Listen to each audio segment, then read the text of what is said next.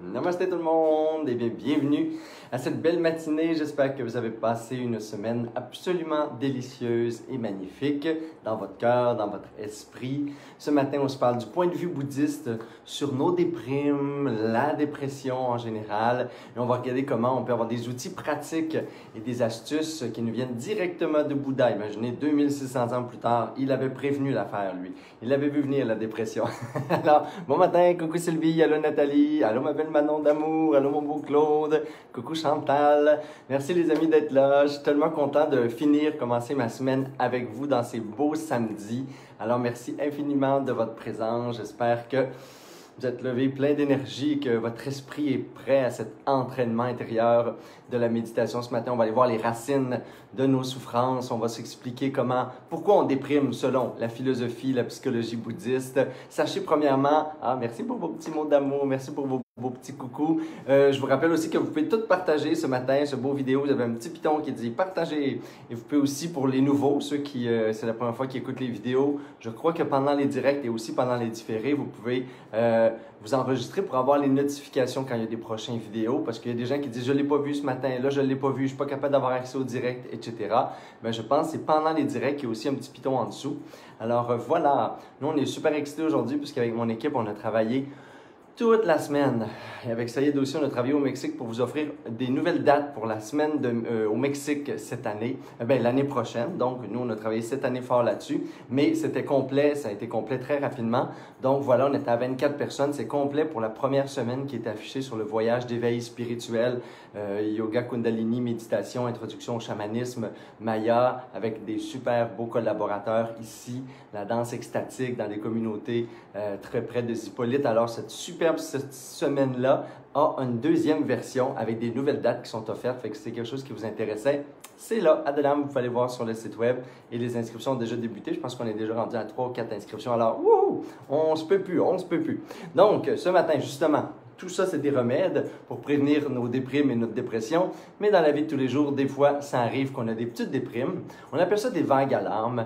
Je trouve que l'expression, elle est magnifique parce qu'elle remet justement le contexte spirituel dans cette maladie qui est la dépression, qui est les déprimes chroniques qui deviennent une dépression. Et là, je vous le dis tout de suite, je ne vais pas à l'encontre de la médecine moderne, mais bien au contraire, toutes les explications, selon moi, bouddhistes sont complémentaires à la médecine moderne, à votre suivi avec votre psychologue, psychiatre, médecin, à votre médicamentation. On ne dit pas de ne pas en prendre, c'est juste une autre vision, une vision qui peut se joindre à la vision moderne ou compléter la vision, des fois qui est un peu pathologisante de la médecine moderne, parce que pour le bouddhisme, dans le bouddhisme, toute maladie physique a comme origine l'esprit.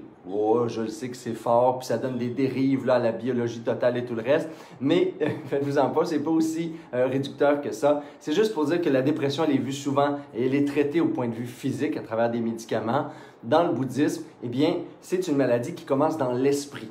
Fait que si la dépression, puis nos petites déprimes, c'est comme l'équivalent d'un petit rhume. Là. Hein? Nos déprimes, c'est comme un petit rhume. Puis la dépression, c'est comme la pneumonie chronique, là, qui va peut-être revenir après ça souvent dans la vie. On ne se le souhaite pas, mais qui dure des mois, sinon des années. Fait que ça, on sait que ça existe. Autant le petit rhume, on peut tout en avoir. On essaie de prévenir la grosse pneumonie de l'esprit qui est la dépression. Mais elle a toujours qu'elle soit petite ou grande, toujours comme origine des pensées négatives. Fait que c'est comme les pensées parasites qui grugent l'état santé dans l'esprit, qui est l'état naturel. Pour le bouddhisme, l'état naturel de l'esprit, c'est un état libre, joyeux, empathique, paisible, aimant. Wouhou! Ça en fait beaucoup? Ben oui, c'est tout disponible dans l'esprit, ça. C'est déjà la nature de notre esprit. Mais à l'intérieur de notre vie, à travers nos interactions, la société, on développe des petites pensées parasites. Tu sais, les pensées négatives, récurrentes, ces petites pensées-là qui agissent comme des exténuateurs de bonheur, qui vont comme gruger la santé naturelle de l'esprit. Et ce qui nous arrive, c'est que souvent, on n'est pas conscient qu'on est envahi, comme les parasites finalement. On n'est pas conscient qu'on est envahi de ces pensées-là parce qu'on a 60-65 000 pensées par jour selon les études en neurosciences et 60 à 80 d'elles sont des pensées dites négatives, qui servent des états d'esprit, de stress, d'anxiété, etc. Hein? Ça dit à quel point on n'est pas conscient qu'il y a des parasites à l'intérieur. Quand on est en dépression, on a des fois l'impression, ou quand on est en déprime, que c'est l'extérieur. C'est plus facile à blâmer, c'est plus facile à contrôler. Puis là, on le met en arrêt de travail, en arrêt de ci, en arrêt de ça. Temporairement, ça fait du bien parce qu'effectivement, ça l'a atteint le corps physique. Mais nos petites dépressions aussi, ils atteignent le corps physique comme pour une journée, 2 journées, comme un petit rhume va le faire. Ces pensées parasites-là, le problème, c'est qu'on n'est pas conscient. Fait que ça part d'une ignorance fondamentale qui nous entraîne dans des pensées négatives parce que l'ignorance veut dire « je ne suis pas conscient de moi ». L'ignorance dans le bouddhisme, c'est le contraire de la sagesse. Vous allez voir comment l'ignorance est la grande racine de toute forme de déprime, dépression saisonnière ou autre, ou grande dépression existentielle chronique. Et la sagesse, c'est le remède. Et la sagesse se décline en plusieurs sources aussi. Fait que la racine de l'ignorance, la première source d'ignorance, c'est qu'on n'est pas conscient de ce qu'il y a en nous. Fait qu'on est ignorant de notre propre personne. Parce que finalement, la dépression, elle n'arrive pas ping, pang, du jour au lendemain. Hein?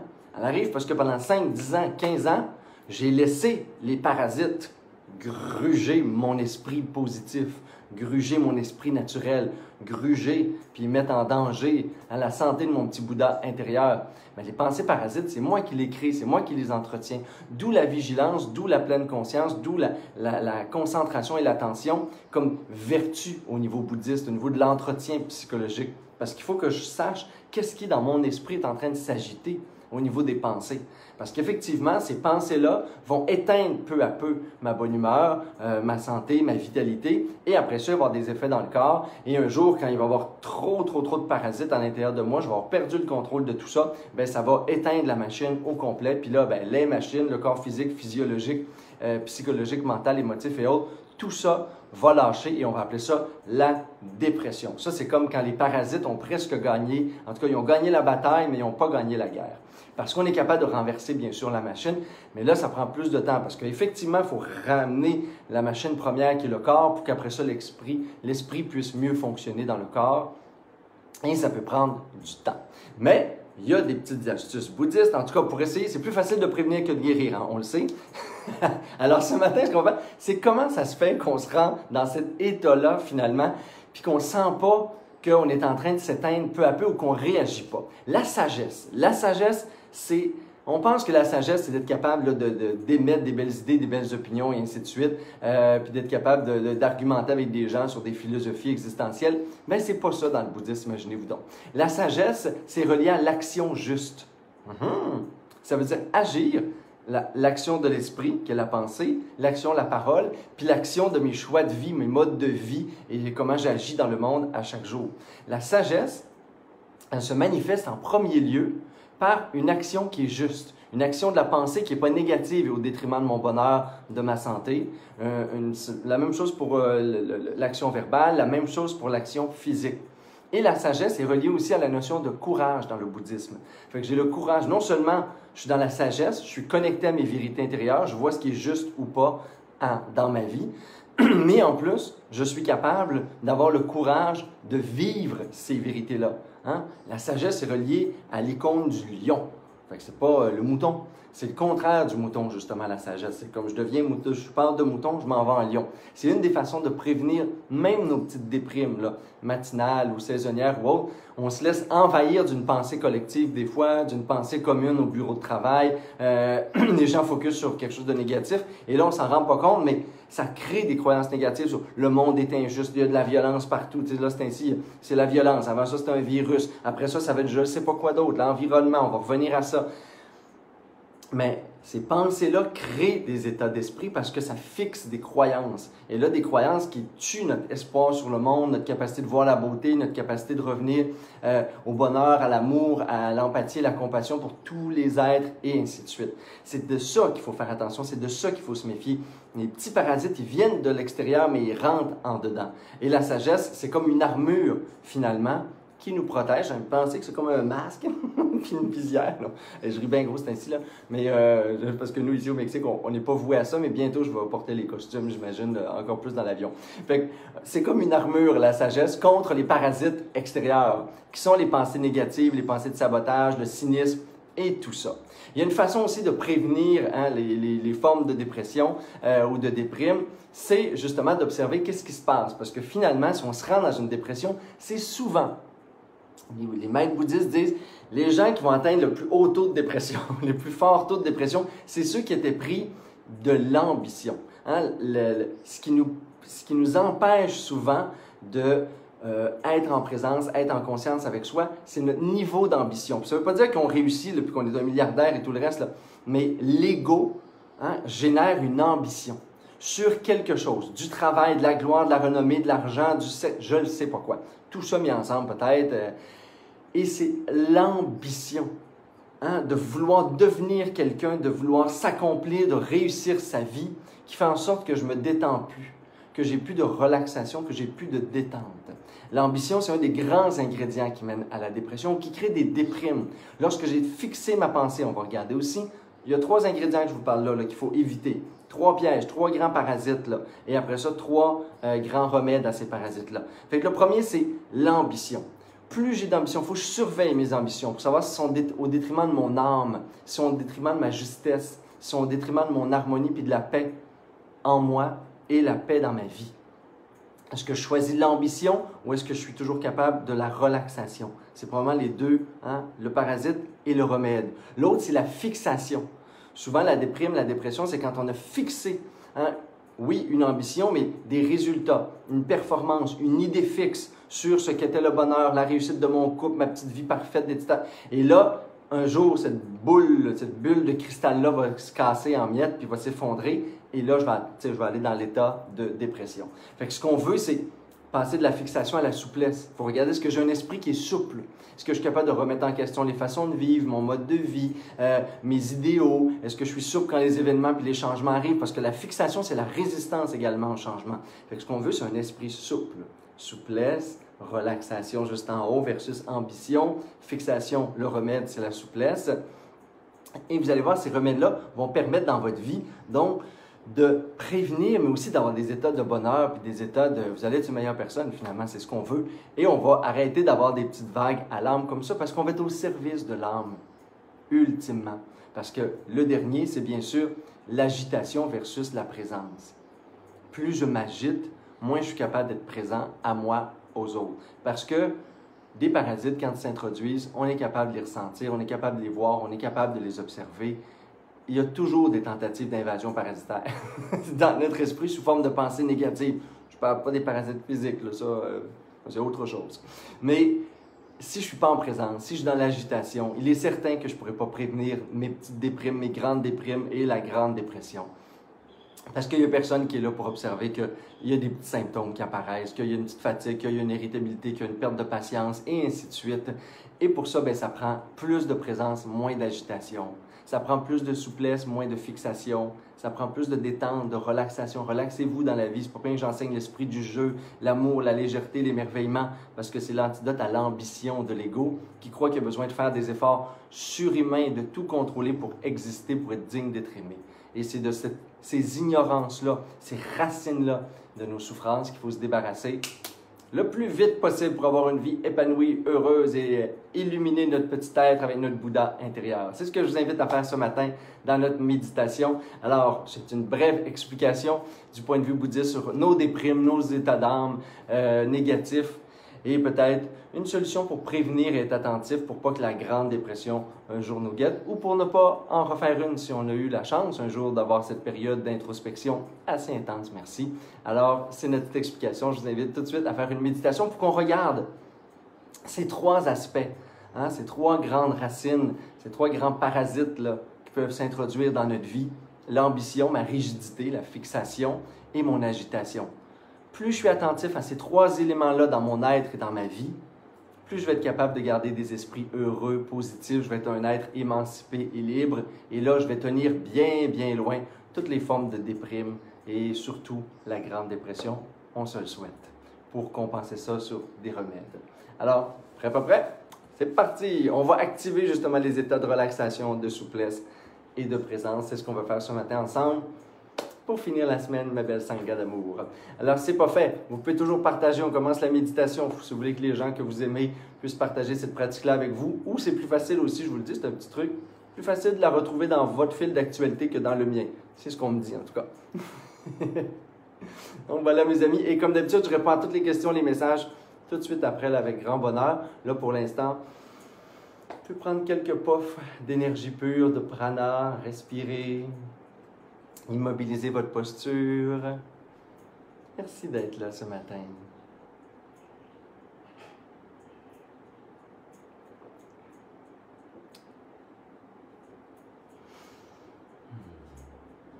Déjà, juste d'immobiliser la posture, de s'immobiliser dans le corps, dans l'esprit, dans la parole. C'est déjà un premier remède. On parle de l'agitation à la présence. On réduit l'agitation extérieure et pour ça, on peut déjà sourire et être heureux ce matin parce qu'on commence notre samedi matin en présence. Un des antidotes, des plus grands antidotes à toute forme d'état perturbé et négatif dans l'esprit.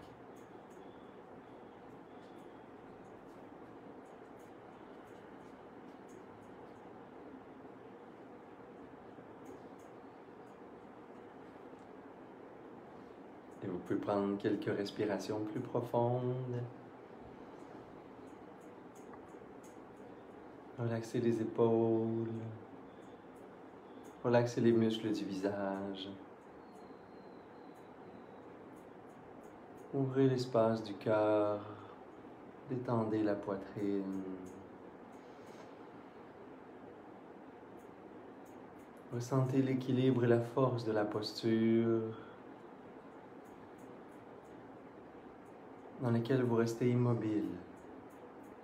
Vous cessez de vous agiter. Vous cessez toute forme d'agitation du corps pour inviter l'apaisement du corps. On peut accueillir toutes les sensations, tous les petits chatouillements, sans réagir. J'invite le corps à être paisible, immobile, en équilibre.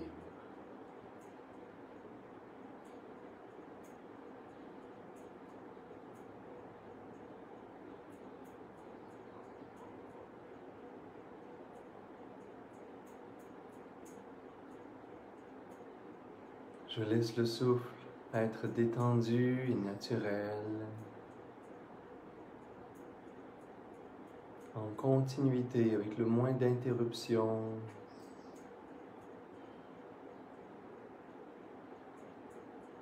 Possible, complètement détendu, naturel.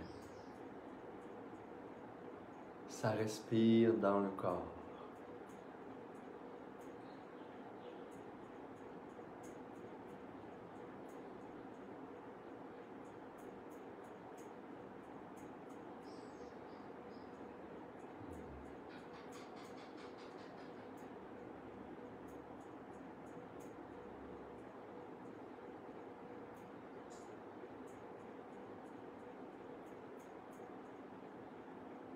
On fait une pratique et on se motive pour une pratique de sagesse. La sagesse qui me sort de l'ignorance par la prise de conscience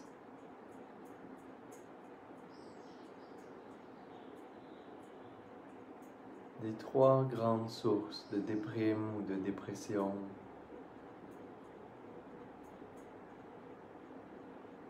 Pour appliquer les antidotes, les remèdes dans mon esprit.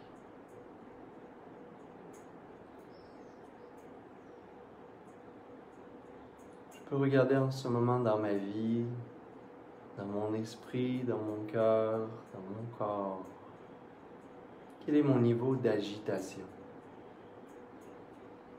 versus ma qualité, mon niveau de présence? Comment je me sens dans mon corps? Même quand je m'immobilise, est-ce que je sens un système nerveux qui est très alerte? Est-ce que je sens une fébrilité intérieure, une agitation dans mon corps? À quel degré je suis agité intérieurement au niveau physique? Quand j'observe mon cœur, mon souffle.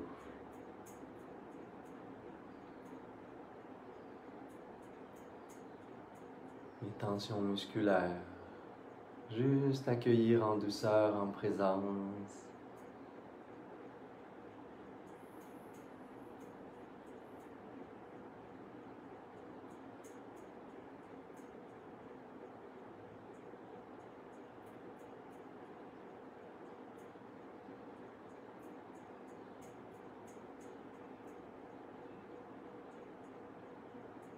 Et inviter tout le corps à se détendre en lui rappelant qu'il est en parfaite sécurité. Il n'y a aucun danger.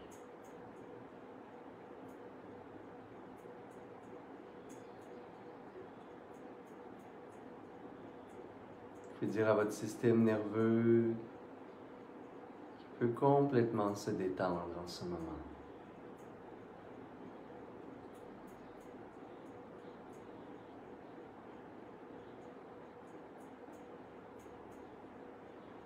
Faites-le pour vous faire du bien. Regardez votre esprit. Juste constatez votre niveau d'agitation dans l'esprit, sans jugement. Juste observez avec bienveillance.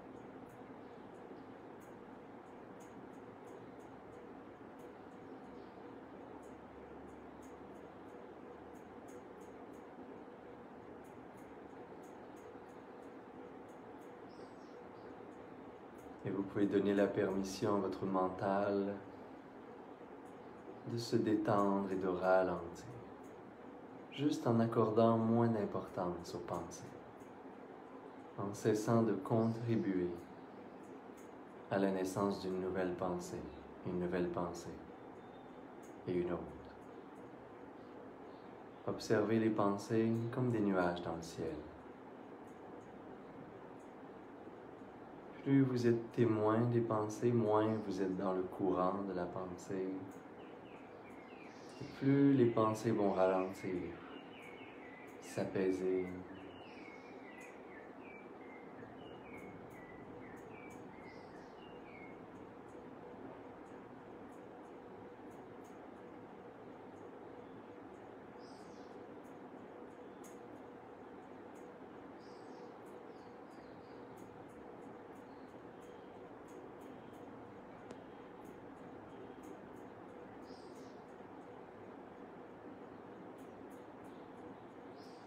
Et finalement, dans votre cœur, quel est votre niveau d'agitation?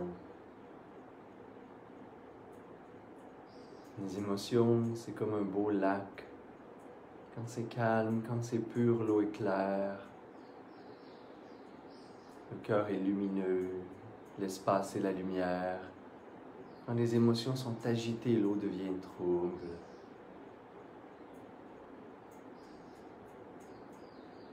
Et on ne voit plus la pureté et l'essence de l'amour dans le cœur, mais c'est toujours là. Alors, sans jugement, sans commentaire, sans analyse, juste un moment de présence, de rencontre. Comment ça va dans le cœur?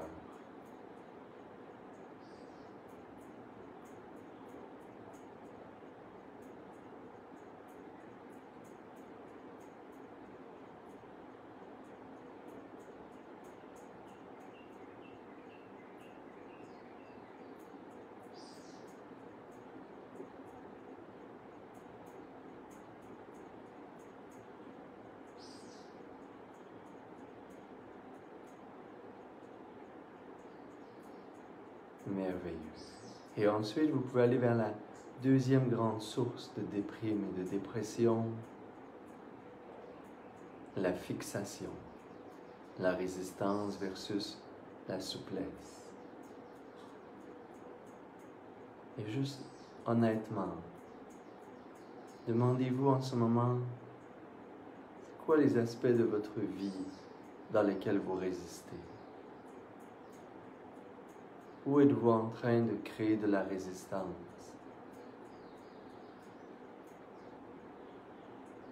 À quoi résistez-vous en ce moment? En vous-même, dans la synchronicité, le langage des événements.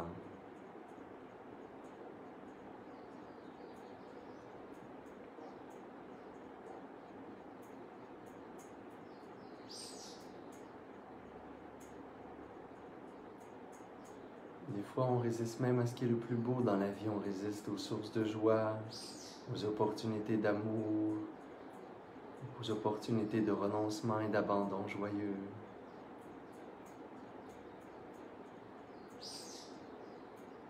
S'il y a des croyances qui se fixent en ce moment, donnez-leur de la souplesse.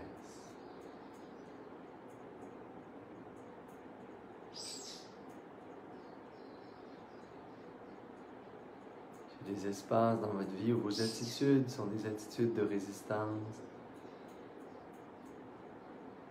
Libérez-vous, relâchez les résistances.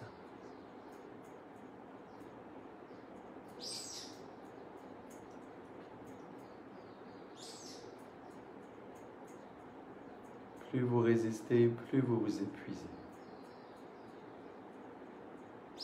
Choisissez la souplesse.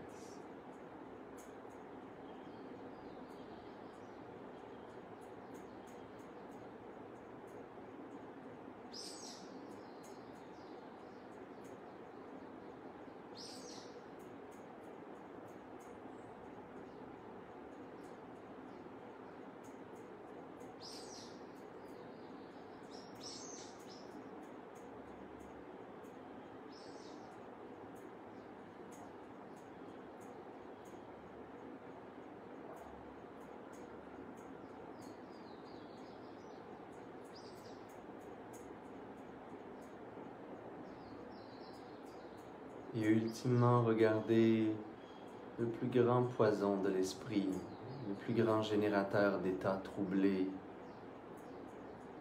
l'ambition, qui est toujours au service de l'ego. L'ego qui fixe son identité sur la réussite, la performance, avec toujours des ambitions, la soif sans fin de l'ego. C'est de renouveler toujours des nouvelles ambitions, sans aucune chance de satisfaction, d'apaisement.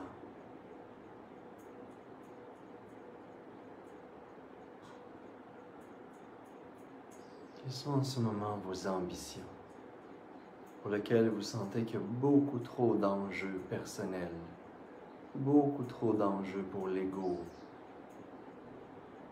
votre désir d'être aimé, cette illusion de réussir ou d'échouer votre vie, beaucoup trop d'attachement sur le résultat.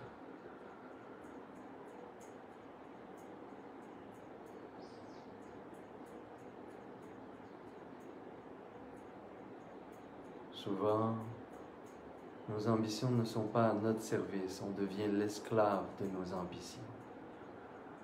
On peut ruiner notre santé, nos relations, notre qualité de vie.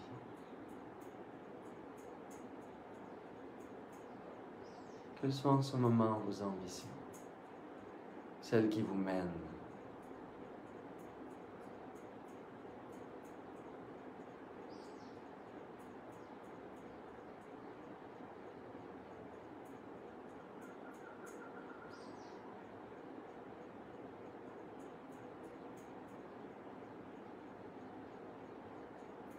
Regardez l'impact des ambitions dans votre vie, les tensions que ça crée, à quel point elles vous empêchent de vous détendre, de vous réjouir, d'être présent à la simplicité, au bonheur.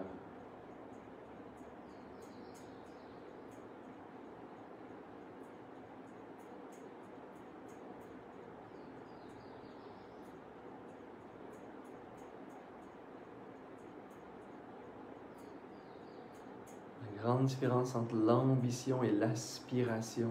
C'est que l'ambition est au service de l'ego, rend l'âme esclave. Et que l'aspiration est au service de l'âme et permet de libérer l'ego. Essayez de transformer vos ambitions en aspirations. Mettre plus d'âme, de cœur. Et voir comment ça se transforme ou autre chose apparaît. Ce serait quoi vos grandes aspirations? C'est à quoi que votre cœur, que votre âme a soif en ce moment?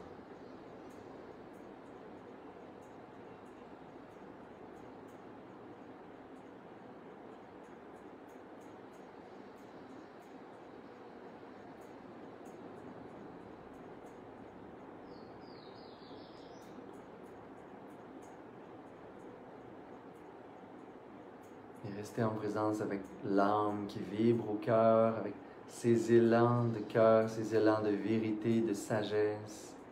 Et choisissez d'être davantage à l'écoute de ceci que tous les petits chemins qui peuvent amener à la dépression, la déprime. Soyez davantage au service de l'âme, en attitude de présence. Que chacune de vos actions soit dans la souplesse,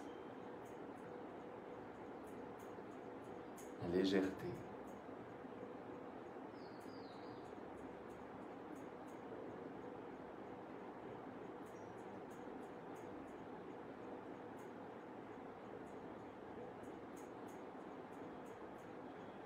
Je choisis la détente, je choisis de me relaxer versus mes ambitions. Je choisis la souplesse d'esprit au lieu de la fixation de mes pensées sur ce qui est négatif souvent.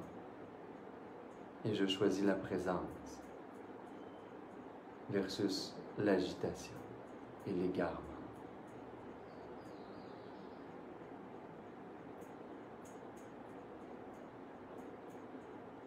La détente, la souplesse et la présence.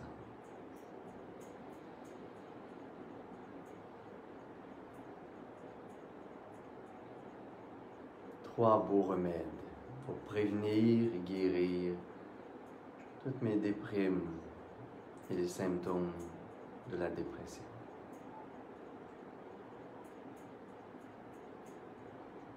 À travers l'esprit.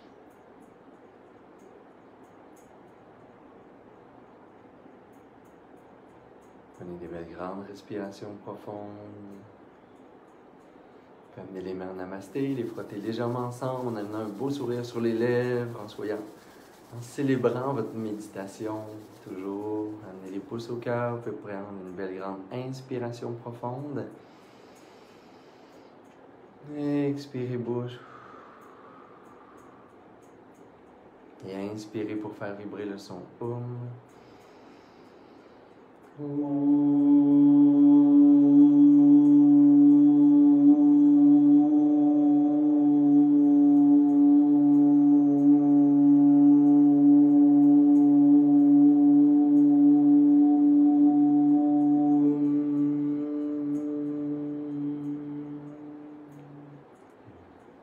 Namasté tout le monde. Merci beaucoup pour ce beau matin. Merci infiniment. Demain matin, pour ceux qui désirent, c'est Kundalini Yoga à 11h en direct sur le Facebook. Et juste pour vous rappeler toujours que cette pratique des remèdes, finalement, parce que Bouddha, c'était aussi un médecin de l'esprit, et bien pour trouver les remèdes à nos maladies de l'esprit, des pensées, eh bien, ça ne veut pas dire d'empêcher la guérison physique à travers l'aide médicale traditionnelle, la médicamentation et tout le reste. On n'est pas dans ce débat-là du tout aujourd'hui. On est plus dans les pratiques complémentaires, l'origine absolue de nos maladies. Parfois, on a besoin d'aide pour se remettre juste assez fonctionnel pour pouvoir justement appliquer ces beaux remèdes dans l'esprit et prévenir ce qui est toujours l'ultime idéal, de garder un esprit en santé, un cœur, une âme bien vibrante, qui nous habite profondément dans tous nos choix, nos actions, nos pensées, nos paroles, nos relations. Je vous souhaite ça dans la vie.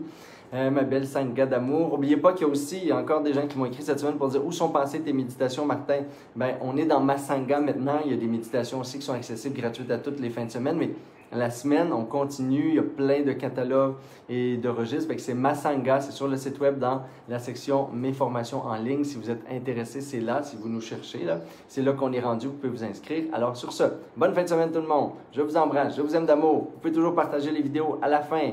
Namaste, adadam.